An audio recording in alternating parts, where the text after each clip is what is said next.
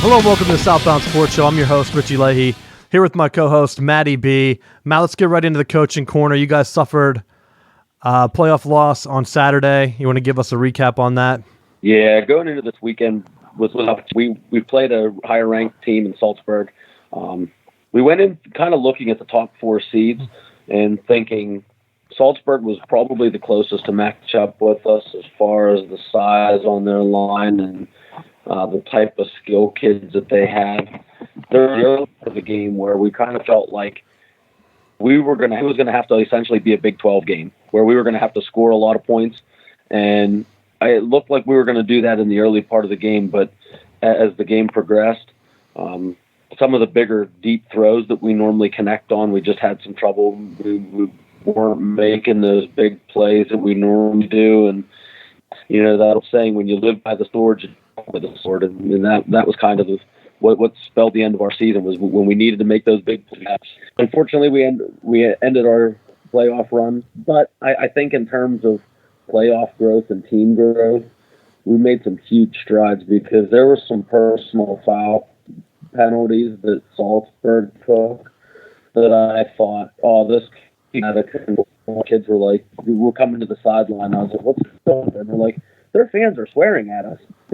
So, like, for them not to be fazed by the environment, I think shows that we're growing as a program. Even though I want us to be deeper and want to, it is progress. I have to accept that it's going to take time to get where we need to be as a program long term. But overall, I was happy with the way that the kids played and conducted themselves. Yeah, you ended your season as Bo Pelini 9-4. So, great record. That'd get you a job at Youngstown State.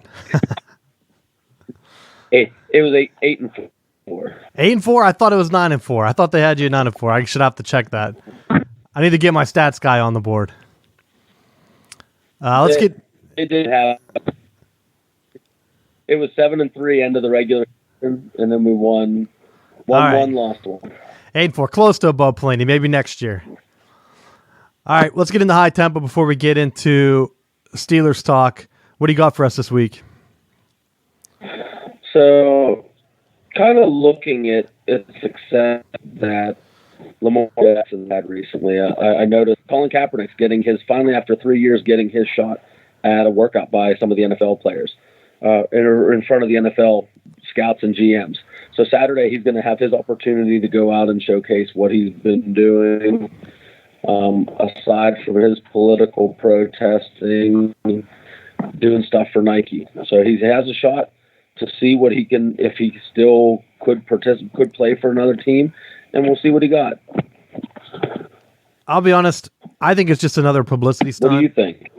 Because he has had how many years to put this out there and try to get his workouts in? And so now it said that the NFL or the ESPN got a look at a memo that went around to all the NFL owners that he's going to have a private workout. So it's almost like he waited, and now he sees the success probably of Lamar Jackson. Some of the other guys, teams have injuries going down. It seems like a lot of people are injured this year. Maybe that's something that I often overlook. I don't know. But putting it out there, kind of a waste of time, because I always wondered what would be the odds if he just ended up playing in like the XFL. I don't think that it would happen, but I feel like that's kind of where he turned down millions of dollars, $14 million with the 49ers, or maybe it was the Ravens. I forget. He had talked to 2 or 3 different teams, turned down the contract, and now if he's expecting to get that much money, it's not going to happen again. No team is just going to offer him over $10 million. It's not going to happen. So just a waste of time, and I hate talking about him. So no, but I tell you what, I think that when you look at this, though, this is his opportunity to say, for all of his protesting and demonstrations, to say that it's been about he wants to play in the league. Here's his chance, because he's going to be playing he's going to be trying out in front of these scouts, and there's no way that they're going to offer him a massive contract right now. So if a team is serious and he's serious about playing, then it's time for him to put up or shut up, because I guarantee when he walks out of there, someone's going to take the risk of signing him because they're seeing what Baltimore's doing right now, and it becomes the arms race. Somebody, I think, is going to offer him at least some kind of contract, and it's going to be in his court to decide if he's going to make that play or not. He's not going to make the play because it's always going to be a lesser amount. He's not serious. He hasn't been serious for the past 3 years. So we'll see. My high tempo, breaking news. Kentucky, number 1 in basketball, just lost to Evansville at home. I don't even know who Evansville is. So it looks like this is the 3rd largest upset in the past 15 seasons in terms of gambling. They were 25-point underdogs. And Kentucky once again had a top young recruiting class come in. They looked pretty well in their opening tournament. Everyone thought they were going to be number 1 for a while. You lose to Evansville. So I think it's pretty funny. They talk about the parity in football and all this stuff like, oh, if you expand the playoffs like in basketball, it's not going to work out. But you have upsets in every sport. That's why I want the playoffs to expand for football. But we'll get into college football stuff later. Let's get into the Steelers. I mapped out the plan. I mapped it out on the show. I talked about how they needed to win the next 3 games, get to 5-4. And right now, you're looking at 8-4. Browns, Bengals, Browns. Now, I know the Browns just beat the Bills, but I think the Bills are pretenders. So right now is your chance to take that next step. Defense has come together. I know that's Tomlin's strength. We've gone on and off about Tomlin on the show. Should he be coaching? I want to see him put up. You have a young quarterback. Defense is supposed to be your thing. Bill Belichick, everyone tries to discredit Tom Brady, saying it's always been Belichick and his defense. What about Tomlin? You had an awesome offense for how many years? You didn't use it. You have some young guys. Minka Fitzpatrick, that trade saved the season. He's had how many interceptions? At least 4? 2 touchdowns, I think. I'll have to look at my stats, but unbelievable.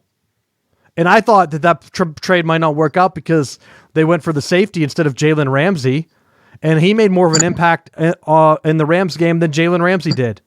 Jalen Ramsey ended up getting traded to the Rams. This was a big matchup, and Fitzpatrick took the game over. After a poor start, you have Rudolph fumble, bad snap or whatever at the beginning of the game. Rams get an easy touchdown, and I thought, here we go. We're going to get blown out. It's going to be 4-5. They're going to drop one to the Browns. It'll be 4-6, and it'll be an embarrassing game over. But the defense stepped up. They had Goff looking like he was a mess. You would have thought by looking at the game that Rudolph was just the quarterback that played in the Super Bowl and not Jared Goff. I don't know what's up with their offense, but the Rams look out of sorts. There's no way they're going to compete in the West with the Seahawks and the 49ers. But I want to hear your thoughts, Matt. What did you think of the game after the Steelers played on Sunday? Overall, I think Pittsburgh's following kind of the rubric of how they win. You know, when you look back at early Ben Roethlisberger years, they weren't relying on the offense. It was the defense that was winning the games, and it was just score enough points to stay competitive, keep it close. And I think they're back to doing what they're successful for. The big difference, like you said, was Fitzpatrick, and I've said before that I really like the move because when you look at when Pittsburgh's defense was really good, what did they have? They had Polamalu at safety that was making plays all over the field. I think they finally, when they traded, they finally got the guy that they needed on the back end to help with some of the plays because he's just making plays all over the field. And I think as long as they continue to generate turnovers, they're going to be successful. I think as soon as you see their ability to stop taking the ball away, as soon as you see them not creating turnovers, you're going to see them struggle. I think coming down the stretch, you're right. They got a 3-game haul where they should win and they can control their own destiny. But the bottom line to it is that I'm skeptical that they can win the next 3. They should, but I don't think that they will. And at this point, they don't have to. I mean, you're looking at the best case scenario, them 8-4. 7-5 probably gets it done. Right now, they are the 6th seed. If the season ended today, Steelers are in the playoffs because they got the head-to-head to the Colts. Yep. And they have the better division record compared to the Raiders. So you're looking at John Gruden's team. I know we always talk about him, but he's right there. Steelers, all they have to do, continue to win in the division, and win 2 of the next 3. Then you're sitting there at 7-5, and the Bills look beatable. You play the Jets. That's 9 wins. 10 wins possibly. I mean, the schedule looks like it is working out to the Steelers' benefit right now. And I'll even take it one step further, going back to the defensive talk. They upgraded the speed. They went for Devin Bush. A lot of people considered him raw, but he had speed. They traded up to get him. Now they get Minkah Fitzpatrick, where before I talked about Edmonds, when they drafted him in the first round, I didn't think when they made the jump, they went more for size. And instead of that game-breaking speed, they got that with Fitzpatrick. Edmonds is back there making plays. So now you have some unique matchups that they can throw out there. They can blanket tight ends. They can do a lot of the short crossing routes that they didn't have before because you didn't have the speed. I mean, there were a couple times where Cooper Kupp went across the middle and Devin Bush was right there, and he was pretty much non-existent. So, like, where are you going to go from there if you're an opposing offense? Steelers finally have the speed. Could you imagine if Shazier hadn't gotten hurt? And, I mean, if he wasn't hurt, maybe they don't get Devin Bush. Maybe they feel like we don't need to trade up to get speed in the linebacking core. I don't know. But right now, the defense is fast, and they're playing nasty. And I think the matchups, just because of that speed, is giving offenses fits. And that's where you're getting the turnovers because they're able to play more aggressive. I think I've heard Bud Dupree's name more this year than any other season. Well, let me ask you, do you think, because he's been playing out of his mind, that he deserves to be re-signed in the offseason? At this point, yeah. Why not build on the core? You brought up the old Steelers defense. They had like kind of a plug-and-play thing, but they still had a core of vets that they kept bringing back. And I want to see that. I don't think if he's going to go for some outrageous contract, I don't think you want to break the bank. But if he fits the system and you're able to sign him for a reasonable amount, and I'd have to look at the contracts right now. I don't know off the top of my head. But if it's out there, sign him. I don't have a problem with it because once some of these matchups, if you're able to stick around with the defense and they're comfortable, because it looks like they're playing fast and loose. And I think that's what was missing. Even whenever, because looking back, I felt like you had Ben Roethlisberger's best years and they were wasted because of the defense. Sure, you're able to get to the playoffs or whatever. Then they get into it. Maybe they didn't score enough. They're losing. They let the Tim Tebow.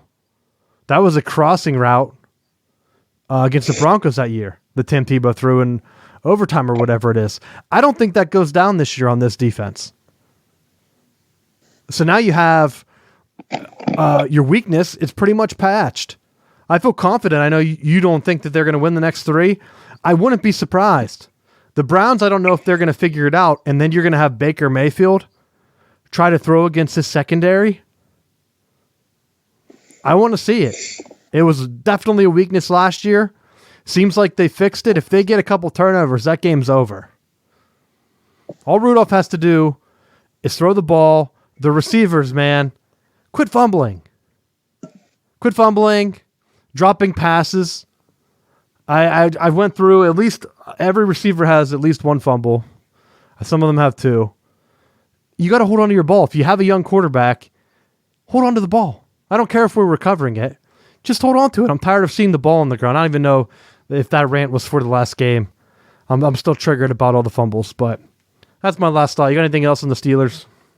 Well, you're right with the fumbles, and Washington fumbled this week for no reason. He had a catch, had a great run, and then just dropped the ball, which that's probably what triggered me. I already blacked it out. I don't know how much of that is also related to the passing of the Steelers wide receivers coach, if that's something that they're now lacking because of his passing. That now that we're seeing the ball fumbled more, but unexcusable at that level. They need to be making the catches. And circling back to the Bud Dupree thing, I got to disagree with you. I feel like since they drafted him, he's done nothing but lay an egg. And now that he's in a contract year, now that he's gonna play out of his mind, so that you re-sign him and then he's back to just doing nothing for the next 3 or 4 years. I think find a better option and let him walk, because I think he's playing for a contract, and I don't think that I think if they re-sign him, he'll end up being like a Deuce Staley, where you sign him and you expect him to have big results, and he ends up just standing there wearing sweatpants or doing nothing once he gets his payday. I could see that. Yeah, like I said, if he's going for the payday, I don't think you pay. It just depends on what else is out there in the market. If you can get him for a short-term deal, I don't see a problem with it, but I wouldn't break the bank, because like you said, just draft someone, find like a veteran, because you have all these young guys. A veteran presence could be very helpful, especially on a key position like that. So TJ Watt's lighting it up. I feel like they have a nice young core group of guys on defense. So I don't think you have to break the bank on a guy that hasn't produced up until this year. Let's go around the NFL. I know you want to talk about the Seahawks. I don't even know if it's an upset over the 49ers, because I'm not 100% sure on how solid the 49ers are going to be. I feel like I talked about it a couple weeks ago. It could just be Shanahan, the architect of the Falcons run a few years ago, and now has the 49ers rolling. Is it just coaching? Is it going to get you that far? I don't know. But you wanted to talk more along the lines of the controversy on the coin flip. And I don't know how it happens, but they called tails. The official yelled out, he called heads, flipped it, said it was heads, and gave him it. And then one of the other guys, you can hear if you watch a video I'll put up on Twitter, he said he called tails. And it reminds me, because I think the Steelers had a blunder like that on the coin. Can I tell you, Gino? Go ahead. I think you're breaking up, though. Geno Smith played it perfectly. Geno Smith played it perfectly, because he said you can audibly hear him on the feed say tails, and it's heads, and he played it along. Says, yeah, we'll take the ball, and then runs off the field before they have a chance to trade it. And I think at this point, this is another one of those examples where the NFL can have that fixed. They can look at it and they can justify. I thought we just went through this a decade ago with Jerome Bettis. We just went through it on Thanksgiving, where Jerome Bettis was standing there going, "No, that wasn't what I called." And they, I thought that we adjusted this so that doesn't happen anymore. You would think with replay they would just have a guy call down, and that's why to me it's so ridiculous. Because, the Bettis one, it stands out in my mind. And it's just okay, I understand human error. Sometimes you can't hear. But if you have it on tape, just go to the tape. It takes 2 seconds to correct. And then you have it right instead of having all this controversy. And I wonder sometimes if they just mess it up on purpose. Because it's not just the NFL. We're going to talk about Pac-12. They are actually suspending a ref, I believe is the Pac-12. But we'll get back on it. I just don't know why they waste so much time on commercials and all this other stuff. Do a commercial during the game. Do a half and half like they do for, soccer now? Just the coin toss isn't that. You don't need all 55 inches of your television showing you a coin toss, or 70 inches, however big your TV is. You don't need the entire thing showing the coin toss. Show me an ad at the same time so we can get the game started quicker and get rid of 3 of those commercials after the kickoff. Show them during the coin toss. Get the game rolling. Because I know that they hold the game on that. So, I don't know. Just fix it. Just get it right. People talk about, they're going to put the computers do this. Oh, they have. There was a hockey. Was it the Penguins already this season where it was earlier, but the puck went into the net in the guy's glove, but you really couldn't see it. But his whole glove was basically in the net. Should have been a goal, but replay was inconclusive, and they already have the technology. Just put a chip in the puck. You'll know if it crosses the goal. Problem solved. They can do the same thing with football. So you don't need all these guys out there with chains. The chains are the most ridiculous to me. Because they could easily just have an electronic marker, and then you don't have to do the dog and pony show of the guy running out with the chain, putting the chain thing down, stretching it out. And you know, just by watching on TV if he got it or not. I don't think there's any time where I thought, oh, he's short.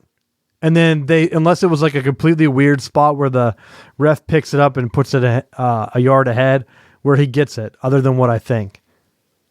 Just get it right. That's all I have to say. Anything else you want to add on that? No, I think you pretty much got it. Anything else you want to talk about around the NFL? Our boy John Gruden coming up with that big win. But we don't want him to now. Because Steelers turned their season around, Matt. No, we need them to lose now. Well, no, because it's Gruden. Win that Thursday game. Last game we're going to be playing in Oakland. So Gruden got all sentimental, one in the black hole. The Gruden was a good hire. So I'm looking at the standings now, and they're tied with the Steelers, and so are the Colts. We already talked about how the Steelers have the head-to-head right now over them. But realistically, that wild card could heat up because the Titans are a game back. The Bills are one game ahead. Actually, the Titans are half game back, because of the bye. So you're having 5 teams in the mix right now. Could be more, depending on how the rest shake out. I don't think the Chargers are for real. I don't think they'll pressure. Maybe the Jaguars. I don't know, or the Titans. But I think any of those. I think you're going to be down between the Bills just because of their head start, Steelers, Colts, Raiders. Your 2 teams going to come from those 4 teams. Your 2 wild cards, unless one of them flip on the division. It could be the Texans or something. But Chiefs have been playing awful. I don't understand how people were so high on them. It's almost like a complete Andy Reid special. I know we always joke on him. Get to the playoffs, get a few runs in, kind of, I don't even know if it's overstaying your welcome, but just not adjusting.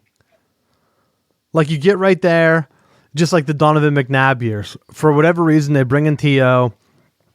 T.O. helps get to them to the promised land. McNabb throws up an egg in the Super Bowl. They have Mahomes now that everyone has figured out.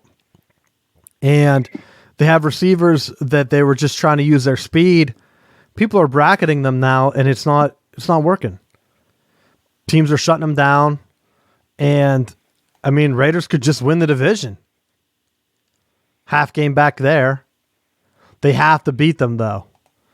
Because they got run out of the building, I guess 28-10 when they played them the first time. So the schedule though for the Raiders looks pretty weak. Bengals, Jets. I mean the division teams, Chargers and Broncos, are bad right now. Then they have the Jaguars, Titans. Beat the Chiefs, you could easily run there to 10 wins. So that's going to be the one team that really pushes the Steelers. Equally soft schedule, tough division rival. I don't know if they'll get it done. So I can't cheer for Gruden. I know you want to because you have a special place in your heart just because of the groomers and how Tennessee went through all those John Gruden rumors last year, and now Florida State has to go through them. Always got to throw a dig. Just wait until Bob Stoops gets hired by an NFL team. And then you'll know exactly how Tennessee fans feel. All right. Anything else you got for the NFL? Just a shocker with the upsets of the week. You had Tampa Bay winning. You had the Falcons finally pulling one out against the Saints. It's just, and you had already touched on the Titans beating Kansas City. It's just a weird, bizarre week of teams that shouldn't be winning are now winning. Is it due to injuries? Is it due to the lull of the season? I don't know, but I was surprised at some of the matchups and the way that the games played out. The NFL used to be a league of matchups where any given week teams could win. It seems recently where you have more dynamic quarterbacks. Maybe they're kind of extending their leash. They're letting quarterbacks run wild, and that's where you get some of the blowouts. I mean, if you look at the Vegas lines, the lines are usually 3 points or less. Because of that, they don't know on any given week, team could get hot, not have the right matchup. I mean, you look at the Falcons taking down the Saints. Everyone picked the Falcons to do well because of all their offensive weapons for the past couple years. That's 100% on coaching. I mean, like I said, I already threw it out there at the beginning of the show. Shanahan leaves, Falcons fall apart. Is it because he was the offensive coordinator? He turned around the 49ers in a couple of years. Falcons have not done anything since he left. I mean, they had a gigantic lead in that Super Bowl because of him. And I think they would have won the Super Bowl if they just let him go. So, yep. I don't know. So I like to see the upsets because to me, in the NFL, they shouldn't really be upsets if you're trying to keep fans around. The big one, though, is the Dolphins. Why are they winning? Why are they even trying at this point? You had a clear-cut path. You're getting destroyed at the beginning of the year. So much so, you could have easily waltzed to that number one pick. Instead, they win two games. Like, what? They don't want number one. You don't want the number one overall. You want the 2 or 3 pick. That way, all that pressure's off you. Yeah, but you don't want a bunch of teams to have the same record where that number one pick turns into the 5th pick. When you have all of the first-round picks, then it doesn't matter. The Steelers keep winning. That pick is going to be nothing for them. I mean, I know it's not nothing, but still, it's not going to be like a top 10 pick or anything. Right. So you got to take yours. I don't even know how their fans have to just be annoyed. Because, yeah, you might want the 2nd pick. That way you always have an excuse if it doesn't work out. But even then, it's like, wow, just get something figured out. All right. That's enough of NFL talk. Let's get into my quick hitters. I got a lot this week. First one, Nick Saban. You go in, you have LSU come into your house. I know you've won however many SEC championships and national championships. But I noticed a trend here. And this is a conspiracy of me throwing this out there. Nick Saban's in too many commercials. I saw at least 4 or 5 commercials that he has been in. And so that tells me he's not focused. I talked about Juju not being focused, too many commercials. Last year was Antonio Brown, too many TV spots. Notice how Nick Saban's on all these commercials. He's even doing a ESPN Plus documentary called Detailed or whatever they do. I don't know. I don't have that. So they're doing that. How come his team isn't ready to play? He has. Someone put out there, and I kind of don't agree with them. They said that he has had so many number one recruiting classes that it's almost like him playing in the NFL. He gets 25 first-round picks, and then everyone else gets 1. Which, I mean, I guess it's kind of true because you're getting the best players every year. And then you can't beat LSU like you're supposedly at home. Their defense looked like they were just getting shredded. You played no one, scheduled no one. And we'll get into the college football rankings, but I think I don't think it's quite that clear cut because it's not like they played LSU. It wasn't like they played DeVry this week. And LSU, for whatever reason, consistently has decent recruiting classes.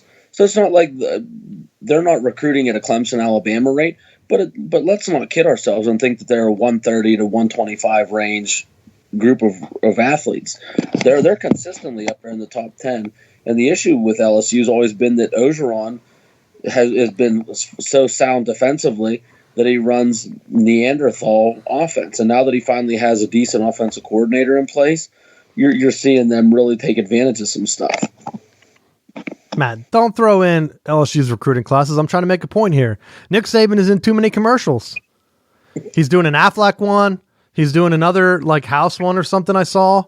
It's like I was watching a game yesterday, and everyone's like, "Who's Nick Saban? Why are you talking about Nick Saban?" I'm like, because he's in every commercial. I'm tired of it. How insane are Alabama fans? The hashtag Fire Saban is actually a thing.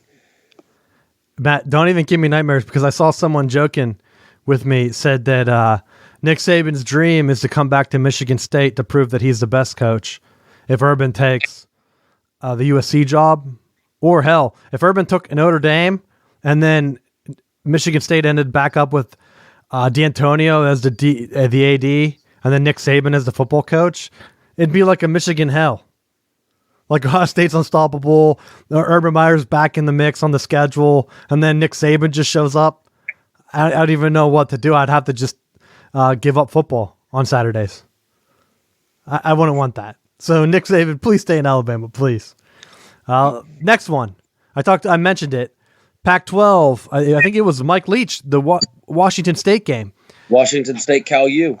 They take a kickoff and run it back. I don't even know what the penalty was. They throw a flag. It should have been 15 yards to the end of the run. It was a kick or return all the way up to like the 50-yard line or something. Instead of calling it on Cal, the ref called it on Washington State, gave them the ball on their 8-yard line. Pac-12 finally steps up, because we've been talking about this for a while, and holds the official accountable and suspends them. And to me, I don't understand why conferences aren't doing that more, or at least being more aggressive with it. Gambling's legal now, and you have a $1 billion enterprise. The NCAA makes billions of dollars. The NCAA could very easily pay these guys a living wage and just have full-time officials. I don't see why they don't. You have probably thousands of kids come through colleges taking sports management degrees, maybe guys that played football in the past, whatever. If you were offering a good wage for officials, I guarantee a lot more people would sign up. Give them a living wage, pay them, recruit them, do whatever. I mean, they could just go ahead and put like what, $70,000 a year into officials based on like your rank. You do so many games, you get this, you keep bumping up, and hire guys that have the sports degrees and train them, and then move them maybe across conferences or whatever they need to do.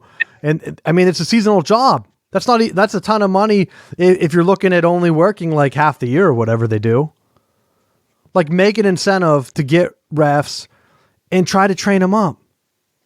It's inexcusable that the conferences have to do it, and the conferences sometimes they just don't care. So I'm glad that they're suspending them. I know a lot of people say, well, that guy puts in his hard-earned work or whatever. They don't pay him enough to get suspended. Why not? Why not? I've seen all the arguments. Just pay him. You're making billions of dollars. The NCAA does. That's why they don't want to pay players. You can't pay players. Can't pay officials. Who the hell's getting the money? I'm going to argue that because I just looked it up.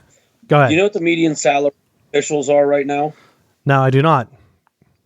57,000. So 57. I'm pretty sure that. But 57,000. That's median. That's median. Top end's 300,000.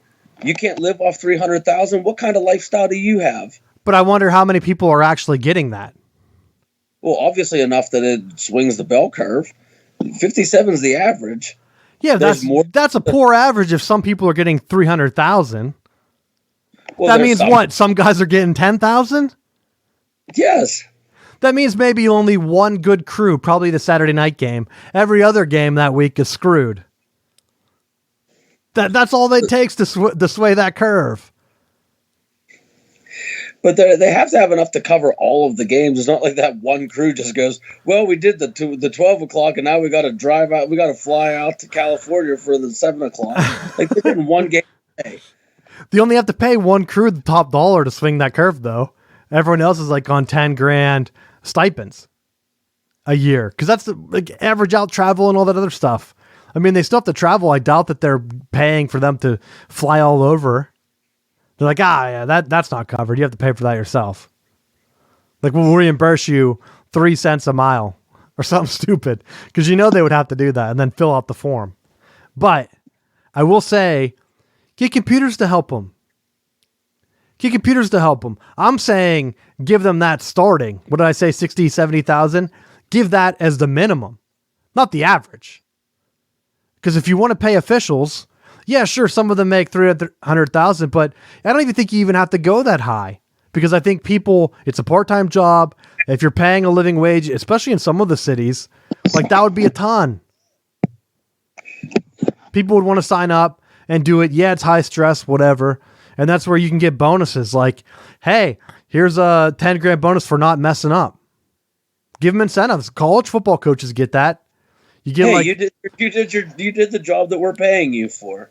Here's some extra money. Matt, there are some coaches that get bumps, like $100,000 bumps, just to get to 6 wins in a bowl game.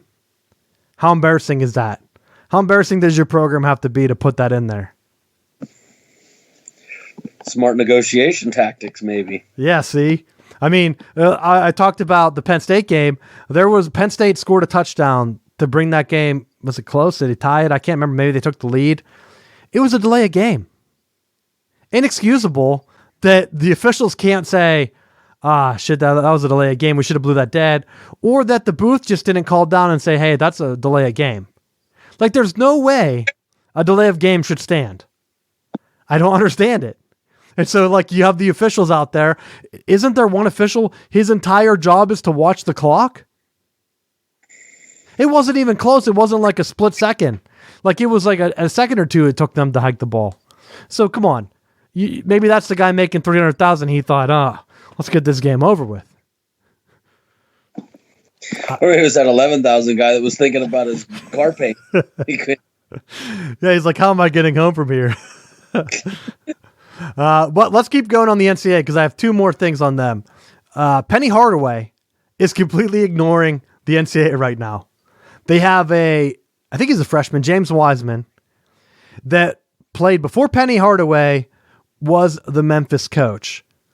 Penny Hardaway supposedly paid him like 11 grand or something to help move to play on his AAU team. And everyone that follows basketball knows that AAU is completely corrupt. Like, if you know someone that played basketball, you know that it's all a big scam where people are trying to recruit you, give you sneaker deals or whatever. And it's all run by Nike and Adidas. And that's why the NCAA hasn't laid any sanctions down. Hell, Kansas is supposed to get their letter of whatever from the allegations from the NCAA. They just signed a 5-star recruit. No one cares. And Penny Hardaway is doing the right thing by playing him. NCAA said he wasn't going to play. Matt, did you see they had a court? Whatever Memphis did, they had a court file a restraining order against the NCAA rep so that he was not able to attend the game. That was the official Memphis release. They said, hey, we got a restraining order filed. He will play tonight. And Penny Hardaway came out today and said he's going to continue to play. And at that point, I don't care. Play him. Just like Michigan should put up the Chris Webber banners. And then they should go ahead and celebrate them and do whatever else they need to do, because every other team has just been proven that they pay players. There was a list of 30 teams, maybe more than that. And the NCAA has not done one thing. All Penny Hardaway has to do, and I honestly think that if he filed a lawsuit with Memphis against the NCAA, he would win. Because the FBI already said, these guys are guilty. What did the NCAA do? Nothing. But that's one corner. My other topic, Chase Young, Ohio State, they do the wrong thing. They don't fight it. And I actually have an interesting rumor that's floating around here. They think, actually, I guess I should fill people in. They might not follow college football as close as we do. All right, so the number 1 player in college football right now in terms of stats on defense is Chase Young. Ohio State's, I think he's a defensive tackle, something like that. And it came out before the Maryland game that he had taken money. Chase Young does the dumb thing and tweets out that he took the money. Number one, what are you doing? Like, you not learn from Chris Carter to have a fall guy? Never admit that you're wrong, especially on social media. And he lied and said that it was for a family. He said it was a family friend that he met at Ohio State. Like, he signed his letter of intent, then randomly met a family friend that gave him money, Matt. There's my friend. Oh, what I was looking for, a good friend of mine to give me some money. That's exactly what he admitted. So I don't understand. I hope it wasn't his parents. At some point, I wish he would have just came out and said, I was hacked. That wasn't me that tweeted that, because that was such a joke. And that's why I think these kids need a guy, an advisor. I should start an advising company where I tell kids, don't say anything. Just deny, plead the fifth. The NCAA does not have subpoena power. They cannot do anything. So, like, why are you even tweeting it out of response? Because a bunch of crazy Buckeye fans are tweeting at you? Just ignore the entire thing. And so the rumors are that his high school coach, I think it was his high school coach, is now the Maryland running back coach, Elijah Brooks. They think, the rumors on the Ohio State, this comes from Ohio State people, so I don't know how true this is, but they think that Maryland's coach leaked it to the NCAA. And so the timeline is the NCAA said, hey, just so you know, we're investigating potential pay to one of your players. Ohio State immediately suspends him. Dumb. Never admit that you're wrong. And then starts their own investigation. They should have just told the NCAA that they don't care. Like, all right, we'll see you in court. That's exactly what UNC did. And guess what? Did they go to court? No. Did the NCAA do anything? No. They sent him that letter. Accreditation did more than the NCAA did. So Ohio State is setting themselves up to have their season ruined. Not that I would be sad about that, but at some point the Big Ten schools have to say, what are we doing? Like, what are we doing? Arizona's still showing out Sean Miller, and he's out there giving talks about honesty and integrity, just like Urban Meyer gave a speech about honesty and integrity and how Chase Young should show how honest he is like he did. I was like, what is this bizarro world? Even Reggie Bush on the Fox broadcast looked at him like, what are you talking about? Honesty, you deleted your texts. And then you said you didn't know why. He was having a headache during that time. He forgot what he did. Yeah, he said his memory's bad. I see him break down plays, and I know his memory's not bad. You don't remember all these football things and alignments and game details that he can recall, but his memory's bad. He doesn't forget why his phone was deleted. So at this point, I'm 100% against the NCAA. They don't want to pay players. They're slowly pushing it through. Who cares if he took money? And it wasn't even for a family friend or family. It came out that this is what leaked, that he took money from this family friend of his to get his girlfriend to fly to the Rose Bowl. Then he paid them back, which I don't even know how is he making money to pay them back? Because he had a family friend that paid the guy that paid him. And so you open this whole big thing when all they have to say is nothing and say, we'll see you in court. So Buckeye friends, come on. You're the Big Ten's last hope this year. What are you doing? Why are you playing by their rules? Do you think Cam Newton's dad, remember when he got that money and then they said that he was a pastor, so he's a nonprofit, so it didn't matter? Or whatever the reasoning is the NCAA said? Like, that's a real thing. Look that up. I'm not making that up. He like came out and he was like doing a highest bidder. He wanted people to donate to his church. I swear that's a real thing. And I think Florida was one of the teams. You should know, Matt. I feel like that should have instantly triggered you.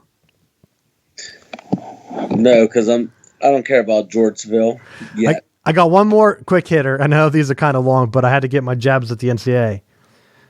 I saw this happen live. I was at Michigan, the Big House with Jeff.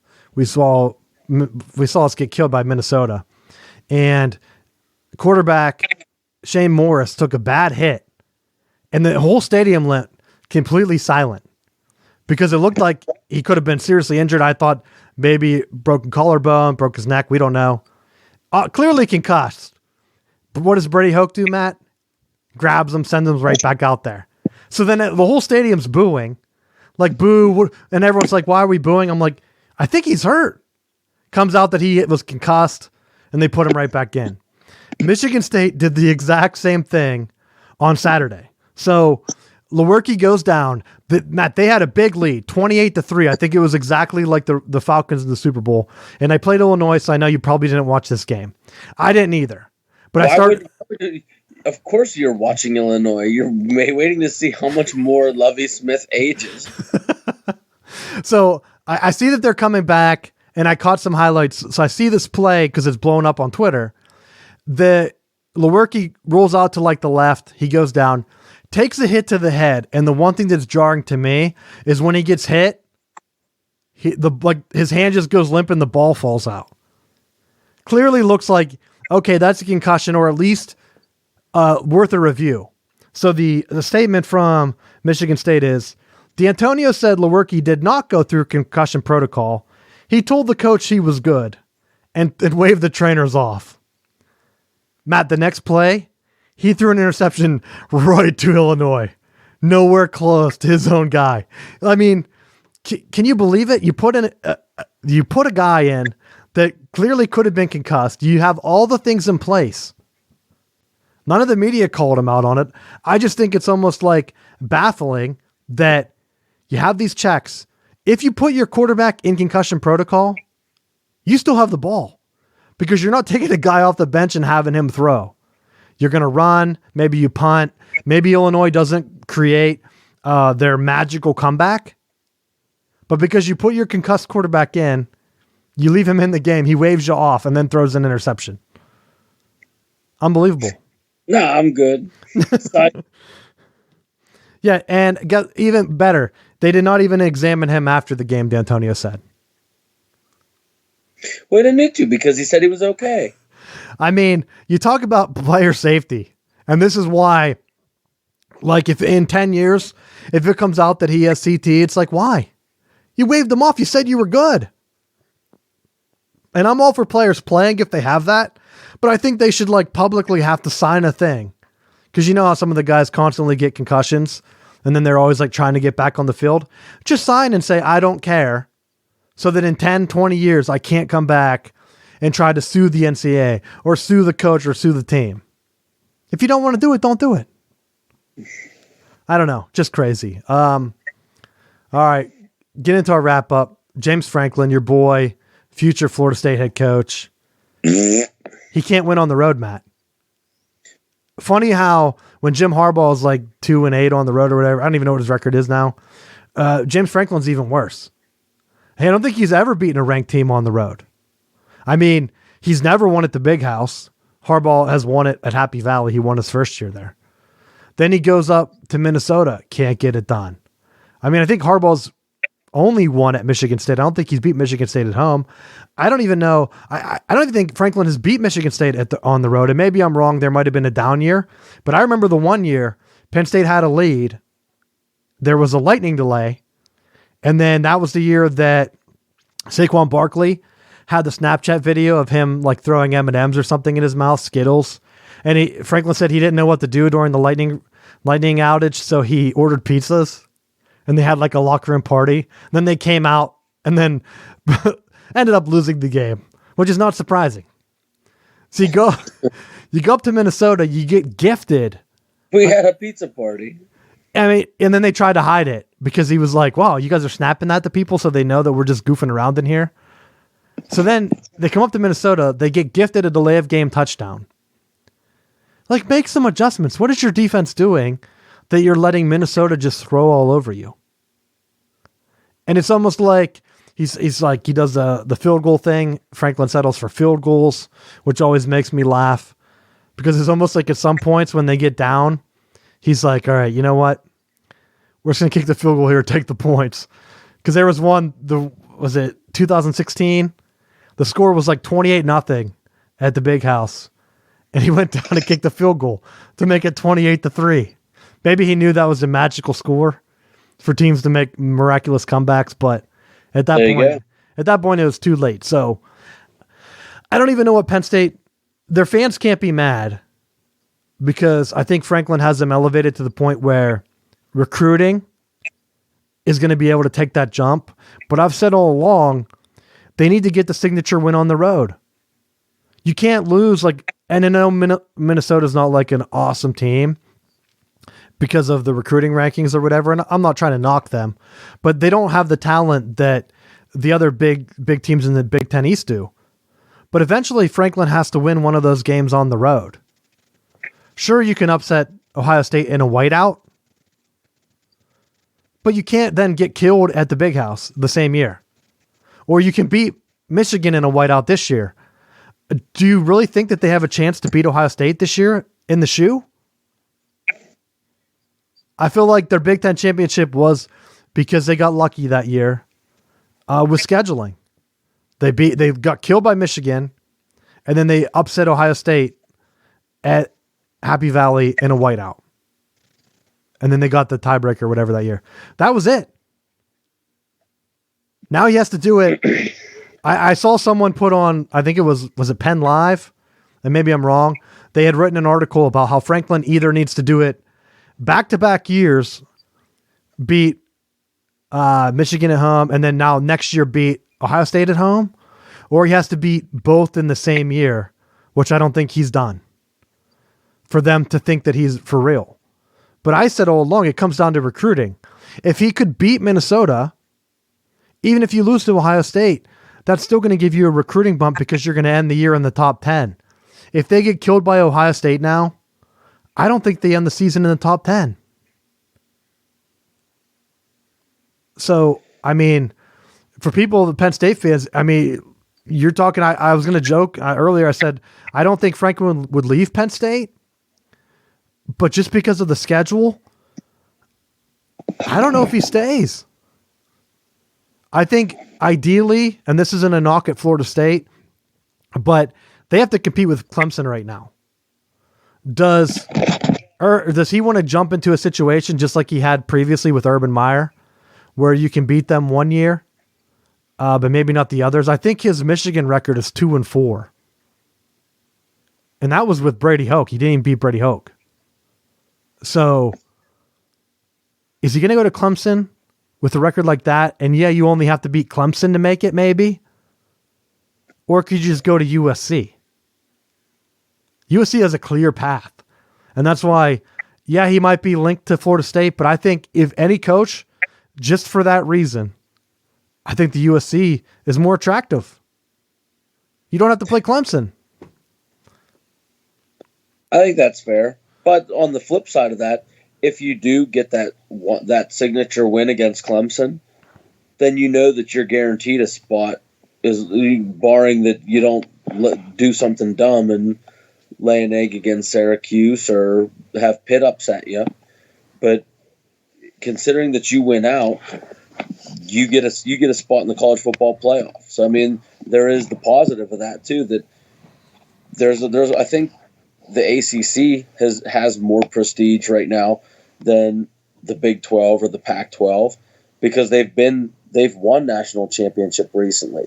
And even though it feels like it's been forever because it's been such a shit show the last 2 years, Florida State's a recent national champion. Clemson's been winning national championships recently. You have two different teams from the conference that, for as much as people talk shit on it, they're winning national championships and they're being competitive. That's where, I mean, we can give the coaching search update. I think that's where you're at. Remember last week, was it last week before the show or after the show? The Cincinnati AD almost backed out because the rumors were the president told him he couldn't pursue Urban Meyer. She publicly came out and said, that's not true. And it seemed like 4 hours later, he was being sworn in as athletic director. Oh, psych. So you know exactly what they're trying to do. And I wondered if they did that to try to throw off Notre Dame and or Florida State. Because, I mean, there are some other things that kind of lined up. There was a Twitter account that was brand new that was started, and some sleuths uncovered this. They said that Urban Meyer was the first account to follow this new account. And then the account just started to write all these things about how Urban Meyer was never investigated and all this stuff. and like how he never had any NCAA investigations against him and how he could help clean USC. So very, very suspicious that his account would follow an account that just started and then started to tweet a bunch of stuff. So the USC rumors where they thought that that was maybe a family member and that he's like a done deal. And I mean, I've been calling it all along. Unless Notre Dame comes, which at this point, and USC's not even open. But you know they're having the dealings behind closed doors. The smarter move in this is just do a bunch of commercials. If you're hurting for money, just do commercials. The Nick Saban. That's what I was wondering. Do commercials mean more to you than wins, Nick? Focus on your team. You don't see Bill Belichick doing commercials. No, you don't. You know what you see him do? Winning. You see people hating him. He's too busy spying on other teams. Remember that? Remember that controversy? That had nothing to do with Tom Brady, so people forget about it. That's fake news. So, I mean, for coaching searches, that's it right now. Chad Morris got fired at Arkansas, and this brings back the Mike Norvell thing at Memphis. He was tied to that job, and he was also looked at for Tennessee and Ole Miss. And I tried to find out, because there were some rumors at the time that either he turned all of them down, which seems highly unlikely, or that they found something in his background search. But I wonder if they go back to him at Arkansas. If he did turn him down the first time, why not? Offer him the job. He's doing well at Memphis. He's recruiting better than Chad Morris did. I think Chad Morris was more of a coordinator. He helped Clemson get back on the map. I don't think Clemson would have got to where they are today if they didn't hire Chad Morris as OC. He didn't recruit well at SMU. I don't know if he can relate to the players, but he's gone. Arkansas is a complete mess. They're basically as bad as Rutgers right now. Rutgers right now is close to hiring Shiano. I see a new article about it every day. Are you going to dispute me on that? That's just shooting from the hip. Arkansas, have they had any quality wins? This is the kind of thing where Alabama says we play in the SEC. You have Arkansas. They're just as bad as Rutgers. They're playing in the SEC. It means more. I know it means more. That 8-game schedule, that opening game against Duke. It's almost like, hey, let's just pick the easiest teams that we can get ourselves with. We have Louisiana Monroe coming up, or whatever team they have scheduled before their Auburn showdown. And they're going to say, how come we didn't get voted in? But we can kick right into the college football rankings because they put Georgia number 4. Did you see it? Well, yeah. Why wouldn't you put Georgia 4? It means more. Matt, there's nothing, when I went down the list, there is nothing that would have me say Georgia is the 4th best team. Guess what? Would you want to play Georgia in a bowl game? No. Texas just kicked their ass. The same Texas that lost to Maryland in a bowl game. And what would they do? What would they do to Michigan? Blow them out? I don't know. I don't think so. Have you watched Georgia play, Matt? I think they would play right in a significant game recently. What? Have you watched Michigan play in any significant games recently? Matt, they have a common opponent in Notre Dame. They can beat Northwestern. I think Georgia and Notre Dame are very similar. And I think Georgia is that line. I think right now they're very vanilla. I think Georgia made the mistake. They got rid of Fields because they didn't want to upset Fromm. And it's pretty clear they made the wrong decision. Do you have CTE? Matt, they lost to South Carolina. South Carolina can't even beat Appalachian State. App State is now in the college football rankings. They got lucky. Matt, App State is in the rankings more recently than Florida State. We don't know if Florida State will ever get back there. Oh, would you just shut your mouth? We're going to get bowl eligible. We're not even about that right. I'm telling you, quit deflecting. The committee said that they had quality wins over, was it Florida and Notre Dame? But yet, if you're following that logic, the Michigan-Notre Dame game was a non-compete. Michigan should be the highest 2-ranked team then, right? If Notre Dame's that quality of a win, but then they can't say that their loss was quality. They lost to South Carolina. Oregon should be that team because Oregon lost to Auburn, an SEC team. What's better than a quality SEC loss, Matt? Put the Ducks in. You can't tell me anything that Georgia did, the rest of the rankings don't make up. Because otherwise, Michigan would be in the top 10 if Notre Dame's so great. How Georgia struggled with them. Notre Dame is not even that good. They're a pro team, and when Michigan matches up against pro teams, it's usually a massacre. Where Michigan struggles is teams like Ohio State or Indiana where they run the spread. Even Penn State recently. Like, I wouldn't be afraid of Georgia, if I'm being honest. No, the only reason that I say that stuff is because for as much hype as Kirby Smart had made last year about how trying to petition to get Georgia into the playoffs, I don't know that they're the same team. I think that they lost a lot of quality people that made them competitive the last 2 years, and I don't know that they're the same team. I think the loss to South Carolina was a really bad black eye, and I think that should be enough to keep them out because when you have that loss and then South Carolina follows it up with the loss this week against Appalachian State, I think that's enough to just say, you know what, it's no good. And I think furthermore, the thing that's most frustrating with it is then you have the way that they've aligned everything is that with having Alabama not that far off after losing to LSU and you have Georgia there, it's almost like they're setting the table that they want to guarantee at least one, if not two of those teams get in. And that's where I think the problem is because I think they still should leave the opportunity for a team like an Oregon to get into the playoff. And it's almost like they've written them off that you're going to have your top three, if you're going to have your SEC champion, you're going to have Clemson, and you're going to have Ohio State, and then it's just a battle royale for the fourth spot. That's where I think if you're looking at it, it's pretty much done. The playoffs are going to have to expand. And that's why I want automatic bids. There's no reason Oregon should not be ahead of Georgia. I just threw off all the other rankings, what they use. Supposed to use common opponents, whatever. Supposed to use who you lost to. The Auburn loss is way better than the South Carolina loss. And you can say, well, Georgia had two strong wins in Notre Dame and Florida. I keep saying the Notre Dame win's not really a quality win.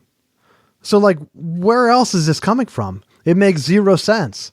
And following the same logic, why wouldn't Penn State be higher then? Their losses of the top quality, an undefeated team, just like Alabama, and they beat Michigan, which is a top team. And I'm pretty sure Penn State has some other wins that I'm not forgetting because they're close to only having Ohio State left.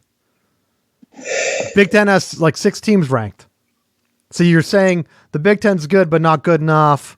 Pac-12, oh, you scheduled the SEC team? You shouldn't have done that. Shouldn't have done that. If Oregon didn't do that, they would be in the playoff discussion right now. I guarantee it. If they had played Boise or BYU, they'd be in the top 4. Baylor is the only team that's undefeated because they haven't really played anyone. They have to play Oklahoma this week, and I think they're ranked right around the same because they've written off the Big 12.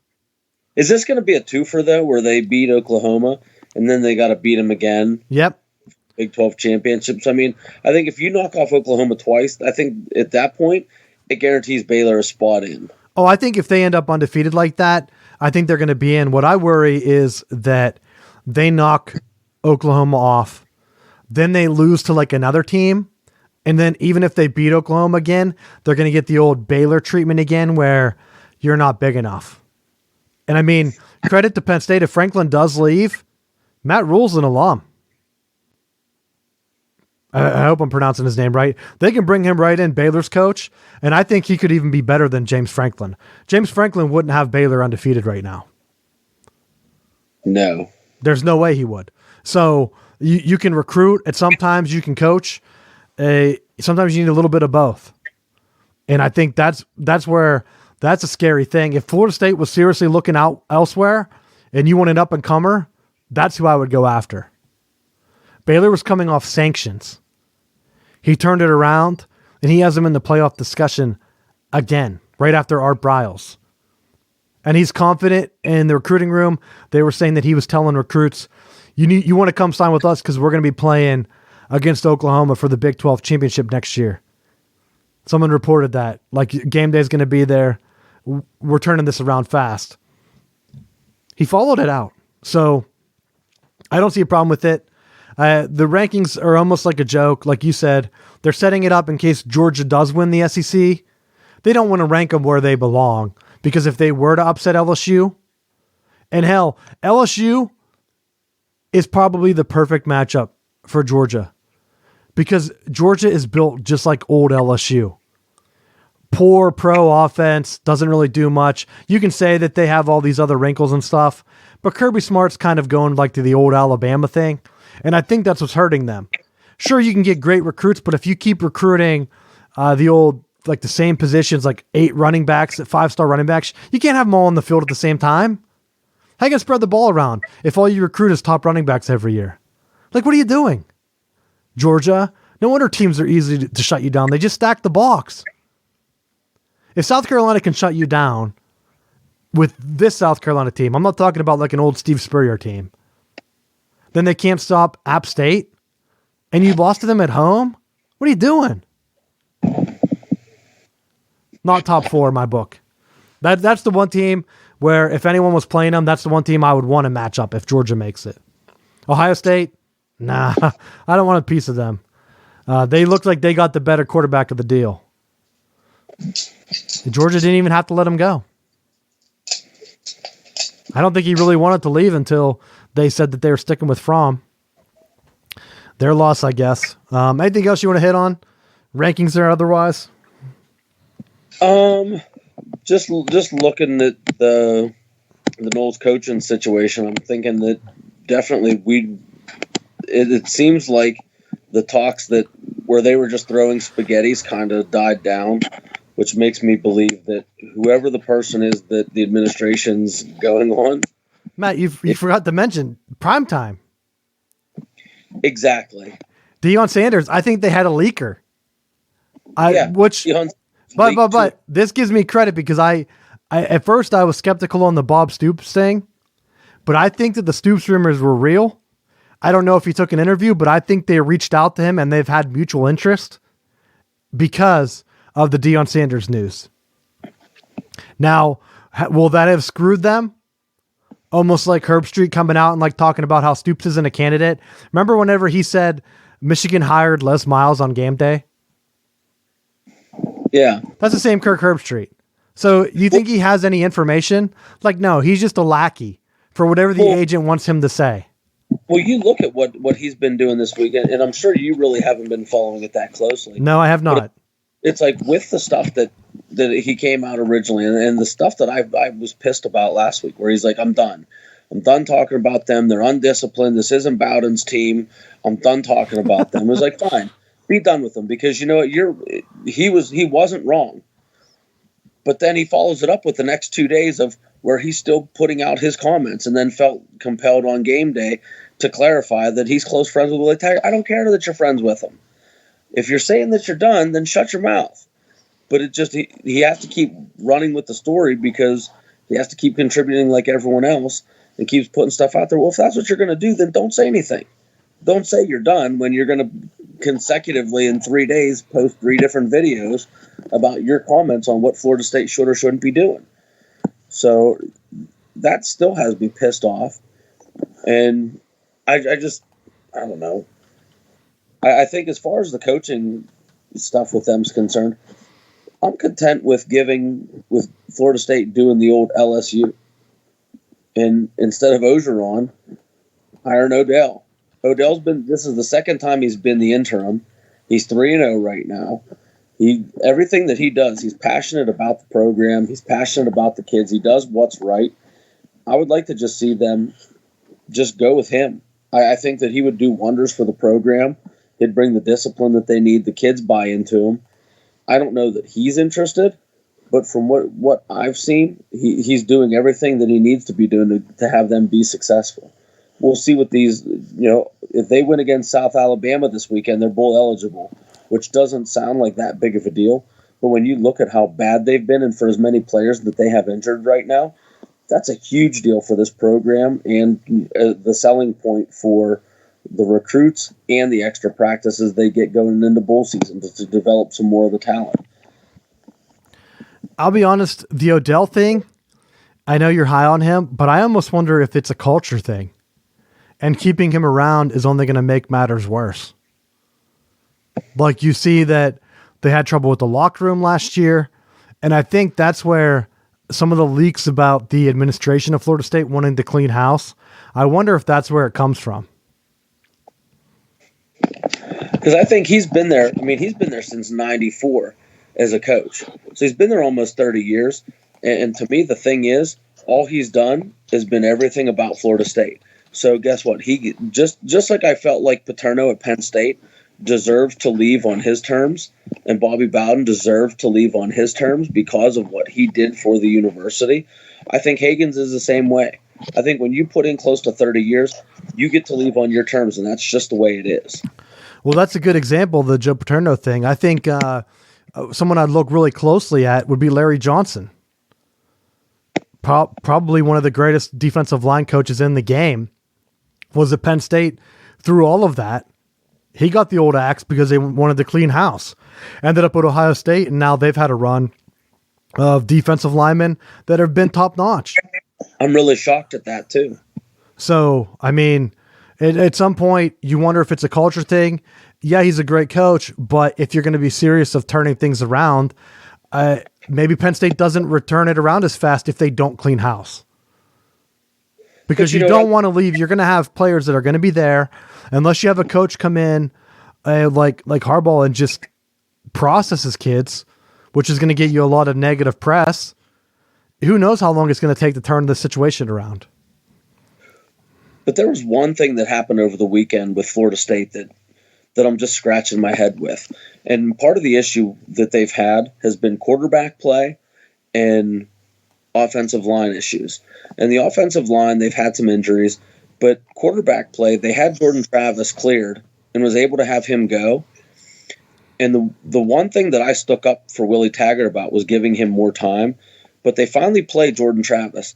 He had like 3 or 4 carries, and 2 of them were touchdowns. He said he has the longest touchdown run by a Florida State quarterback. He ripped off 2 huge runs. The one run sealed the game for him. It's like, he didn't play at all until the Boston College game. And when Hagens was interviewed, he said, I told Browse, run your system. And like a good interim, he stayed out. And it was rumored throughout the season that Taggart was meddling with Browse's offense and meddling with the depth chart of who was going to play and when they were going to play. It definitely has me thinking that he definitely had a hand in some of those decisions that were being made, because however many weeks into the season now, Travis saw significant playing time. And I don't know if it's because Hornibrook was injured, but he plays and plays really well. It's like there has to be some more to this. That's where I look at it from a perspective of the CEO coach and how successful they can be.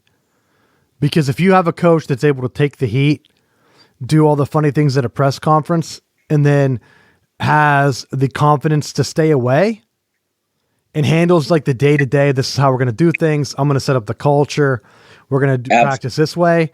I think those coaches could be the most successful. And I try to look at what Les Miles is even doing, because he's a coach like that. A lot of people said, well, it was his offense. He's doing all this stuff. I mean, he tried different things. I mean, you can look at Orgeron. He had the same knock against him, running like these old caveman offenses. He's really stepped back, and now he's just taken, everyone loves him. All he does is do like pre-game speeches to pump people up, post-game speeches, talking trash on everybody, and the recruits are eating it up. So at some point, you got to get someone like that. If you're going to make that step, not everyone can be in control. And it also makes me wonder how successful really is Nick Saban. Because he's one of those guys, he's constantly bringing new head coaches in around him. He's been outclassed by Clemson, losing some of the other big games now. Is he going to be dominant for that much longer? Is he setting up these weak schedules because he knows he can game the system, get lucky with a win or two? I don't know. Like, that's why I think if Urban Meyer comes back, whether it's to Florida State or USC, he wins a national championship with a third team, he's the best coach. He's the best college coach. I don't think Nick Saban could go to a third team and win one. I don't think he could. But you said with Saban gaming the system, I think the system finally caught up to him because with scheduling these lower tier teams and now with losing to LSU, I think that's going to be the nail in their coffin because now he doesn't have that signature win. But I also read a thing. Even if it comes down to it. So I read an article also that gets into some of the old recruiting practices that recently changed, where you could take as many recruits as possible. And I don't know how long ago this was, but the article that I read specifically looked at Auburn and Alabama and some of the other SEC schools where they were able to throw out offers that were committable to anyone that they wanted. And so if you look at like Auburn's recruiting class, a lot of them were like 5-star recruits. They didn't actually sign. They went the JUCO route. But I guess like Auburn held their rights so that if they got their grades up, then they would take them at a later date. The NCAA ended that rule recently. Like I think they lined it up with their last national championship run. And when was that? 2013, where they ended up losing to Florida State. Like it was somewhere around there where they changed the rule. And if you look at it, how Nick Saban's also started to have a slow decline since then, where I think he's had, I mean, it's been a couple of years since then. Once all that starts to matriculate through, is he still getting top classes? Yeah, because he has the national championships. But if you're not able to take some of those guys and then you can't hold on to them because they're transferring and having success elsewhere, what really do you have? And that's where I think the NCAA could step in and say, hey, we're doing this playoff.